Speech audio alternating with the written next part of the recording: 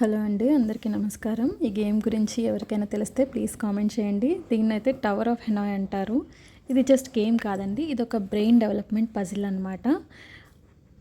ఈ గేమ్ కిడ్స్కి problem solving స్కిల్స్ని, పేషెన్స్ని, లాజికల్ రీజనింగ్ని ఇంప్రూవ్ చేయడానికి చాలా హెల్ప్ఫుల్ అవుతుందండి.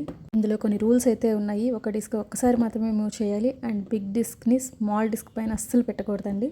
దీన్ని సాల్వ్ చేయడానికి అయితే కిడ్స్ ఎప్పుడు స్టెప్ బై స్టెప్ థింక్ చేసి దాన్ని డెవలప్ చేస్తూ సాల్వ్ చేయడానికి ట్రై చేస్తూ ఉంటారు. నెక్స్ట్ మూవ్ ఏంటని ముందే ఆలోచించాలండి. సో దీన్ని ప్లానింగ్ స్కిల్స్ అని కూడా అంటారు. ఫస్ట్ ఏం చేయాలి, నెక్స్ట్ ఏం చేయాలి, ఫైనల్గా ఎలా రీచ్ అవ్వాలనేది ఒక స్ట్రాటజిక్ ప్లాన్ అయితే ఉంటుందన్నమాట.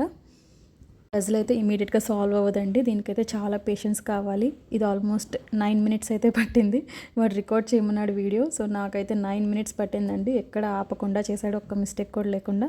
సో మా బాబుకి అయితే ఇలాంటి పజిల్స్ సాల్వ్ చేయడం అంటే చాలా ఇంపార్టెంట్ అండి. చిన్నప్పటి నుంచి పజిల్స్ సాల్వ్ చేస్తూనే ఉంటాడు. ఇది కిడ్స్కి మ్యాథమెటికల్ థింకింగ్ని డెవలప్ చేయడానికి చాలా హెల్ప్ చేస్తుందండి. ఇందులో అయితే స్టేజెస్ ఉంటాయి అన్నమాట. 3 డిస్క్, 4 డిస్క్, 5 డిస్క్ అని. సో నేను తీసుకున్న గేమ్ అయితే 9 డిస్క్ గేమ్ అండి. సో ఇందులో ఒక్క రాంగ్ మూవ్ వేసినా మళ్ళీ బిగినింగ్ నుండి థింక్ చేయాలి. సో ముందుగానే పిల్లలు మంచి డెసిషన్ తీసుకొని నెక్స్ట్ స్టెప్ ఏంటని ఆలోచించుకుంటూ నేర్చుకుంటారు. గేమ్ ఆడడం వల్ల ఫోకస్ అనేది మెయింటైన్ అవుతుంది, కామ్గా ఉండడం, పేషెన్స్ డెవలప్ చేసుకుంటారు. ఇలా ప్యాటర్న్స్ని మెమరీ చేయడం వల్ల వాళ్ళ వర్కింగ్ మెమరీ అండ్ కాన్సన్ట్రేషన్ చాలా ఇంప్రూవ్ అవుతాయండి.